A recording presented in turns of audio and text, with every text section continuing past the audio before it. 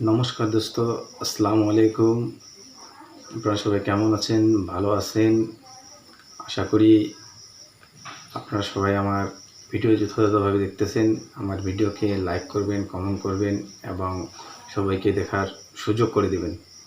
তো মেইনলি কথা হচ্ছে যে আজকে আমি আপডেটটা দিব, সেই আপডেটটি হলো ইসরায়েল এবং ফিলিস্তিনের যে যুদ্ধ চলতেছে সে বিষয়ে কিন্তু আপনাদের জানাবো। আগের দিনে আমি যেভাবে আপনাদের বলেছিলাম সেভাবে বুঝতে হয়তো আপনাদের একটু অসুবিধা হয়েছিল, তাই আজকে আমি নতুনভাবে আপডেট দিচ্ছি এবং নতুন করে আপনাদের মানে ভালো করে বোঝানোর চেষ্টা করব। এখন যে ইসরায়েল এবং ফিলিস্তিনের যে হালাত বা অবস্থা চলতেছে সে বিষয়ে আপনাদের অবগত করব। তো মেন হলো ইসরায়েল এখনও ফিলিস্তিনে হামলা করতেছে। গাজায় তো প্রায় 36-37 হাজার লোক মারা গেছে এবং ইসরায়েল এখনও যে ইসরায়েলে তো দুটি অংশ, একটা হচ্ছে গাজা আর একটি ফিলিস্তিন। তো ফিলিস্তিনেও আক্রমণ করতেছে, প্রায় 6-7 হাজারের মতো লোককে গ্রেপ্তার করেছেন এবং ইসরায়েল লেবাননে আক্রমণ করতেছেন এবং লেবাননে আক্রমণ করতে গিয়ে ইসরায়েলকে লেবাননের যে হিজবুল্লাহ ইসরায়েলে প্রায় 150 মিসাইল মানে 10 রকেট ছুড়েছিল। এতে ইসরায়েলের প্রচুর ক্ষতি হয়েছিল। অনেক জমি, প্রায় 800-850 একর জমিতে আগুন লেগে গিয়েছিল এবং আগুন লাগার পর ইসরায়েলের প্রচুর ক্ষতি হয়েছিল এবং সে রকেট দিয়ে হিজবুল্লাহ থামেনি। মিসাইল এবং কামিকাজি ড্রোন এবং অন্যান্য যে যন্ত্রাংশ আছে সেগুলো দিয়ে হামলা করতেছে। তো মেনলি হচ্ছে যে হিজবুল্লাহ কালকে ইসরায়েলকে অ্যাটাক করেছিল। তো হিজবুল্লাহর একজন সেনাপ্রধান ছিলেন আবু তালেব। আবু তালেব ইসরায়েলের হামলায় মারা গিয়েছেন। যে আবু তালেব ছিলেন হিজবুল্লাহর একটি সেনাপ্রধান এবং তার মৃত্যুতে হিজবুল্লাহ প্রায় 100টি রকেট প্লাস ড্রোন এবং অন্যান্য অত্যাধুনিক হাতিয়ার দিয়ে আক্রমণ করেছিলেন।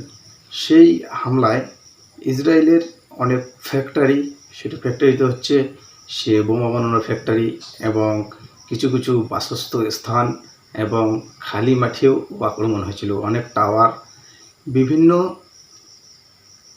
ক্ষয়ক্ষতি হয়েছিল ইসরায়েলের এবং সেই সেনাপ্রধান যখন মারা গেছিলেন তার জানাজায় প্রচুর লোক দেখা যায় এবং হিজবুল্লাহ তা থেকেই থামেনি। তালেব আবদুল্লাহর মৃত্যুর প্রতিশোধে প্রায় 150টি মিসাইল হামলা করেছিলেন ইসরায়েল। তাতে 3 জনের মৃত্যুবরণ হয়েছিল ইসরায়েলের।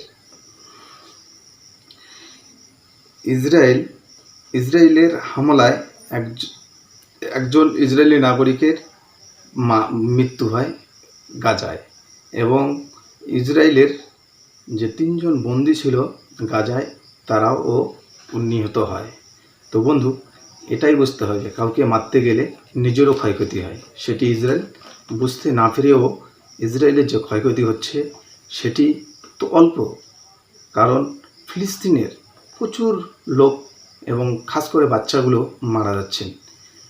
বাচ্চা খাওয়ার অভাবে অনেক শিশু, অনেক মায়ের কোল খালি হয়ে যাচ্ছে এবং এর মেন যে নাটের গুড়ি, বাংলায় বলি আমরা নাটের গুড়ি, আর একটি ভাষায় বলি আমরা শয়তান, সে মেন শয়তান হচ্ছেন আমেরিকা।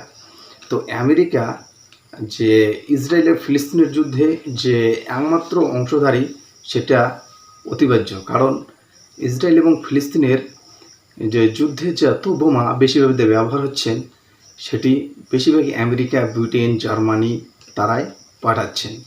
একমাত্র ফিলিস্তিনের সহায়তা করতেছেন ইরান, কিন্তু একদমই সঠিকভাবে নয়, একজনের হাত দিয়ে আর একজনকে আক্রমণ করাচ্ছেন।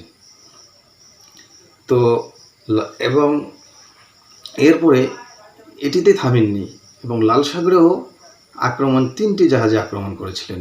সেটি হচ্ছে অপারেশন করেছিলেন। তাতে আমেরিকা এবং আর একজনার সেটি লাল সাগরে 3টি জাহাজে আক্রমণ করার পরে সেটিতে যে আগুন লেগেছিল তার ফুটেজও এর আগের দিন আমি দেখাইছিলাম।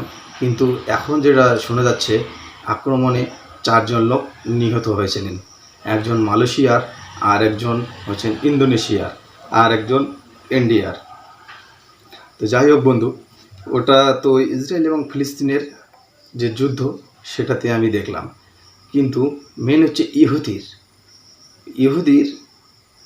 ইহুদিরা একদমই কঠোর। তারা মুসলিম বিরোধী এবং অন্য যে জাতপাত আছে তাদেরও মানে না। তারা একমাত্র ভাবিয়েছে তারাই শ্রেষ্ঠ এবং সবাইকে মারার হুমকিও তারা দিয়ে থাকেন।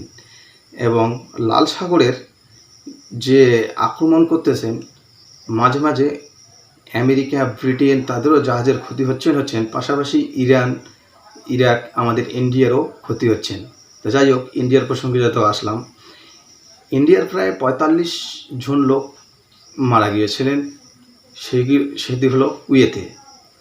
তো যথাযথভাবে যে খবরটি পেলাম সে খবর অনুযায়ী যে 45 জন মারা গিয়েছিলেন তারা আগুন লাগে না, তারা শ্বাসকষ্টভাবে বা শ্বাস বন্ধ হয়ে মারা গিয়েছিলেন। কারণ যে বিল্ডিংয়ে বা যে ফ্ল্যাটে তারা ছিল সেই ফ্ল্যাটেই একটাই দরজা বের হওয়ার, তারা বের হতে পারেননি এবং তারা ওইভাবে শ্বাস বন্ধ হয়ে মারা যান। এবং তাদেরকে হসপিটালে যথাযথ নিয়ে যাওয়ার পরেও তারা মৃত্যুবরণ করেছিলেন। তাই বলতেছি আমি যে আমরা যতই বাইরে যাই না কেন, যে জায়গায় থাকব সে জায়গায় আমরা দেখে এবং ভালোভাবে সেখানে থাকব। আমরা যতই মজদুরি করি বা যাই করি, আমরা ইন্ডিয়ান, আমাদের সেভাবে থাকতে হবে। আমাদেরও ফ্যামিলি আছে, তারা কুয়েতে যাও বা আমেরিকায় যাও বা সৌদি আরবে যাও,